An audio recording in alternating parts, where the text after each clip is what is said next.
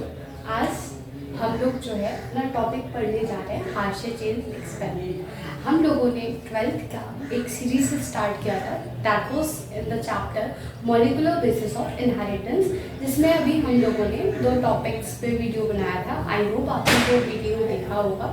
First कि हमारा genetic material क्या होता है, उसके क्या क्या कैरेक्टर्स होते हैं, और हम डीएनए को ही क्यों जेनेटिक मटेरियल एज कंसीडर करते हैं। तो इसमें हम लोगों ने सबसे पहला एक्सपेरिमेंट पढ़ा था ग्रिफिथ एक्सपेरिमेंट, कि ग्रिफिथ ने कैसे बताया कि डीएनए जो होता है वो हमारा जेनेटिक मटेरियल है। बट आप जानते हो उस समय इतना रिसर्च नहीं हुआ था, तो उनकी बात को उतना ज़्यादा तवज्जो नहीं दिया गया था। उसके बाद एक एक्सपेरिमेंट दिया, किसने दिया? हार्शे चेज एक्सपेरिमेंट दिया गया, जो कि इसके बाद काफ़ी कुछ क्लियर हो गया था that DNA was genetic material. जो डीएनए होता है, DNA is a genetic material. So जल्दी से अपने टॉपिक पे आते हैं, that is Hershey Chase experiment.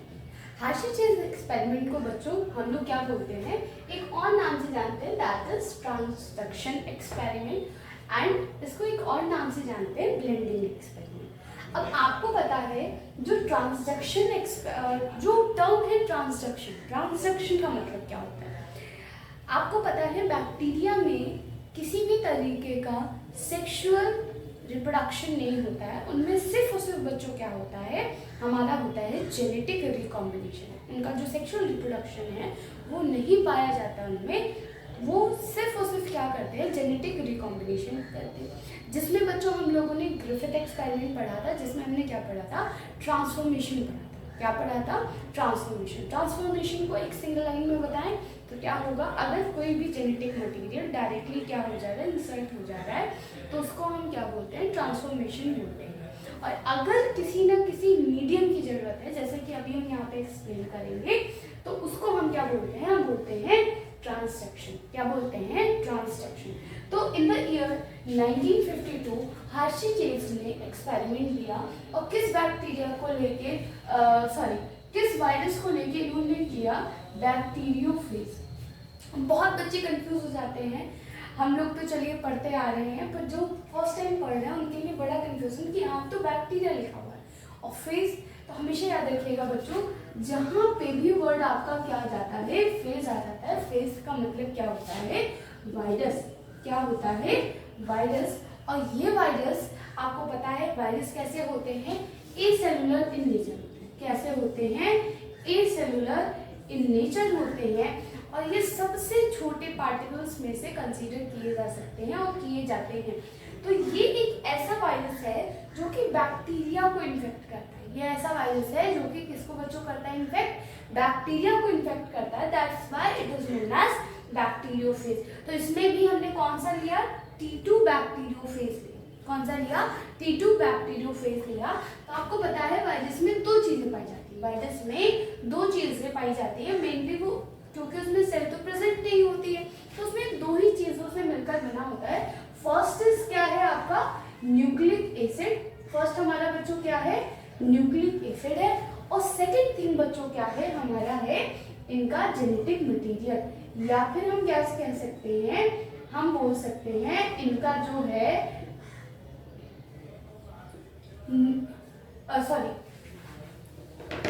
एक तो है इनका न्यूक्लिक एसिड, उसी को तो हम जेनेटिक मटेरियल कहेंगे। और दूसरी चीज बच्चों इसमें क्या होती है, इसमें होती है प्रोटीन। बेसिकली प्रोटीन कोट होता है। क्या होता है? प्रोटीन कोट होता है। तो जो भी बच्चों हमारे वायरस होते हैं, ये 2 चीजों से मिलकर बने होते हैं। एक हमारा क्या होता है, न्यूक्लिक एसिड, और दूसरा हमारा क्या होता है, प्रोटीन कोट। ठीक है।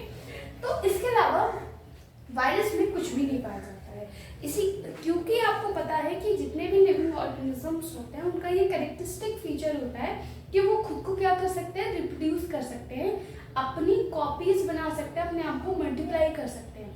और इस वायरस में इसके अलावा कोई भी कैरेक्टर नहीं पाया जाता है लिविंग ऑर्गेनिज्म का, because they can't रेस्पिरेट, they can't digest anything.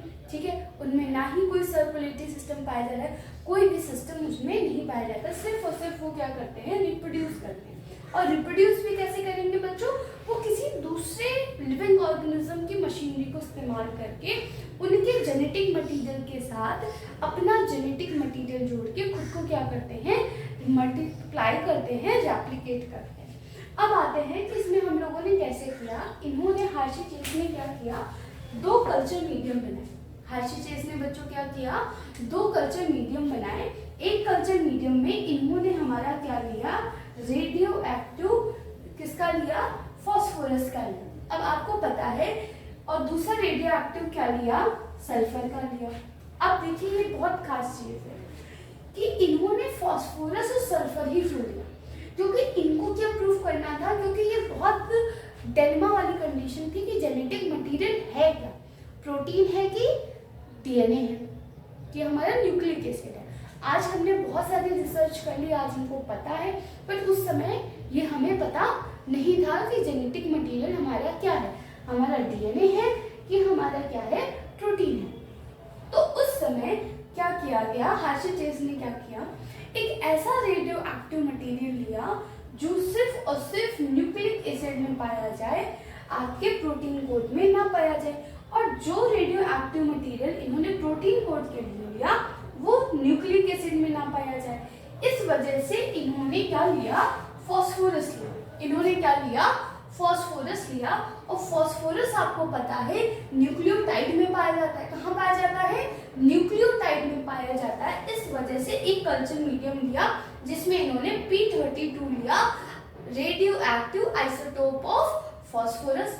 दूसरा इन्होंने बच्चों क्या लिया, radio active isotope of sulphur, जो कि इन्होंने इसकी कोटिंग किसके साथ की, इन्होंने इसकी कोटिंग की प्रोटीन के साथ। किसके साथ कोटिंग की, प्रोटीन के साथ। और जो फॉस्फोरस की कोटिंग थी वो किसके साथ की, डीएनए के साथ की। क्योंकि आपको पता है सल्फर जो है वो किस में पाया जाएगा, प्रोटीन में पाया जाएगा। और जो फॉस्फोरस है वो आपका किस में पाया जाता है, डीएनए में पाया जाता है। एक बार कॉम्पिटिशन की एक कॉम्पिटिटिव एग्जाम में आया था दैट हमने यहाँ पे नाइट्रोजन क्यों नहीं लिया। तो आपको पता है जो नाइट्रोजन है वो हमारा किस में पाया जाएगा, वो बच्चों हमारा प्रोटीन में भी पाया जाएगा। इस वजह से यहाँ पे हमने रेडियो एक्टिव नाइट्रोजन का कोई भी आइसोटोप नहीं लिया। अब आगे बढ़ते हैं कि आप इस कल्चर मीडियम में हमने किसको ग्रो कराया, ई कोलाई को ग्रो कराया। किसको करवाया, ई कोलाई को ग्रो कराया।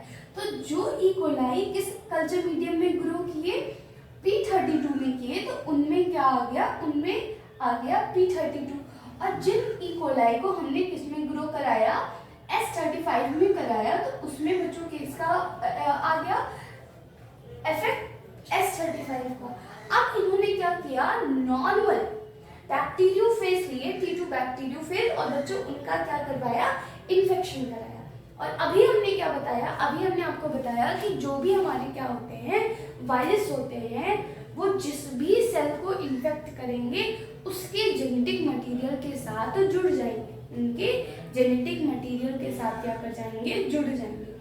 तो अब क्या हुआ कि इन्होंने जब इन दोनों ई कोलाई में सेपरेट T2 बैक्टीरियोफेज का क्या करवाया, इन्फेक्शन कराया, तो इन्होंने पाया कि जो हमारा अब जो T2 बैक्टीरियोफेज बना उसका वो किससे हो गया, इसमें पाया गया P32, उसमें किसकी प्रेजेंस रही, P32 की।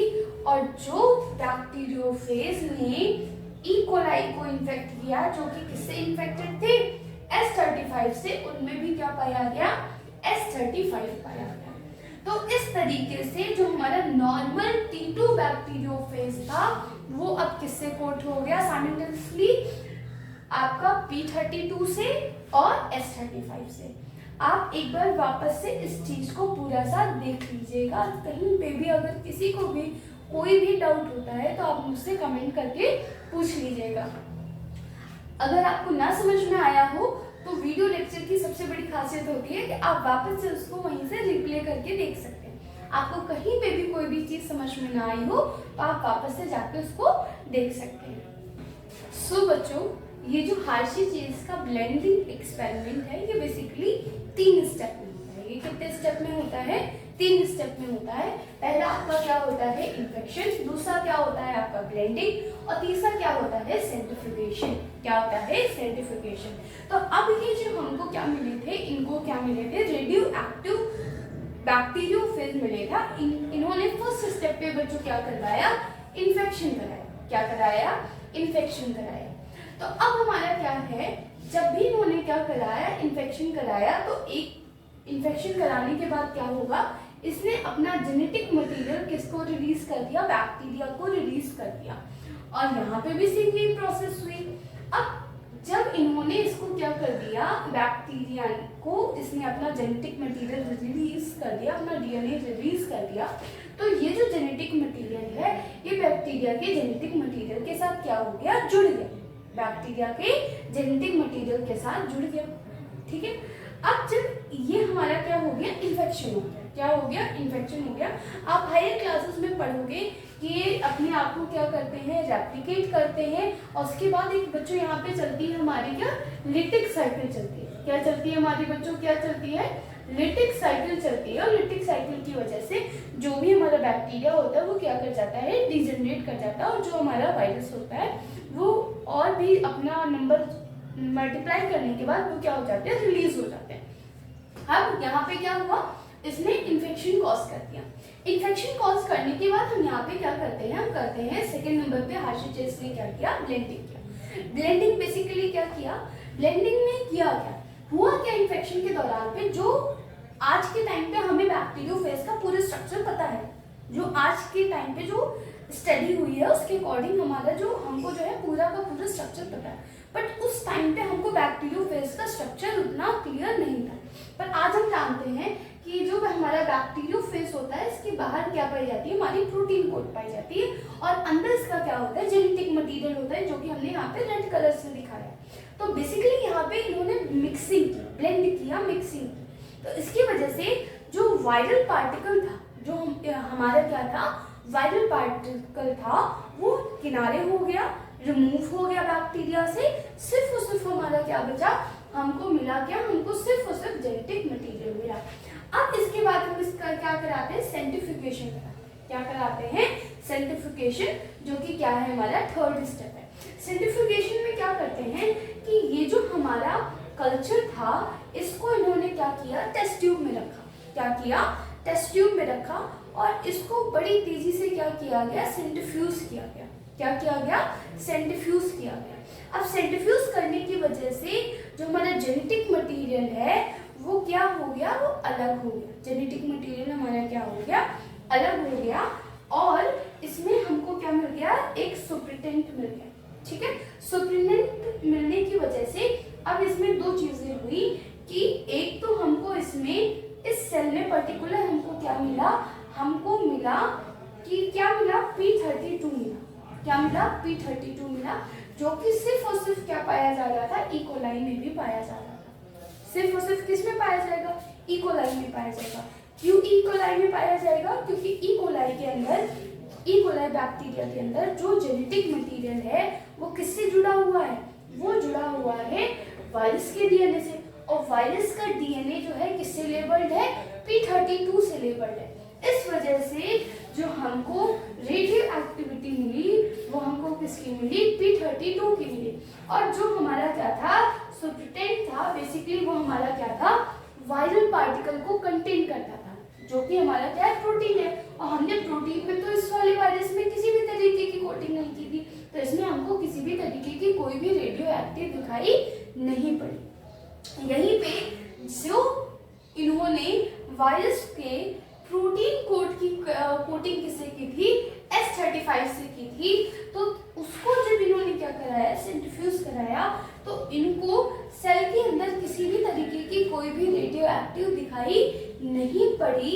और जो इनका क्या था, सुप्रिटेंट था, उसमें इनको क्या मिला, इनको रेडियो एक्टिव दिखाई पड़ी, जो कि किसकी थी, S35। किसकी थी, S35 की थी। तो ये बच्चों हमारा क्या है, ये हमारा हार्शे-चेज एक्सपेरिमेंट है, जिससे इन्होंने चीजों को क्रिस्टल क्लियर कर दिया दैट जो हमारा जेनेटिक मटेरियल होता है वो हमारा क्या होता है, डीएनए होता है, not the RNA. I hope आपको ये सारी की सारी चीजें अच्छे से समझ में आई होंगी। हाँ, एक चीज और रह गई कि ये याद रखिएगा, अब यहाँ पे जो बच्चों हमारा ई कोलाई जो इस्तेमाल हो रहा है, ये ई कोलाई जो बच्चों है ये 100% क्या है, इसमें किसी भी तरीके की कोई भी रेडियो एक्टिविटी नहीं की गई, यहाँ पे किसी भी तरीके की लेबलिंग नहीं की गई, 100% न्यू इकोलाई। ठीक है, आई होप आपको ये पूरा का पूरा वीडियो समझ में आया होगा, हार्शे-चिल्स एक्सपेरिमेंट समझ में आया होगा। और आपको जहाँ पे भी कोई भी टॉपिक, कोई भी लाइन समझ में ना आई हो, आप मुझसे डायरेक्टली पूछ सकते हैं, कमेंट करके पूछ सकते हैं। और आप इस वीडियो को ज़्यादा से ज़्यादा अपने फ्रेंड्स, अपनी फैमिली और अपने नोन में लोगों को शेयर करिए। इससे हम सबको क्या मिलता है, मोटिवेशन मिलता है, ताकि मैं और भी अच्छे वीडियोस आपके लिए बना सकूं। I hope you like this video. Thanks for watching. Have a nice day.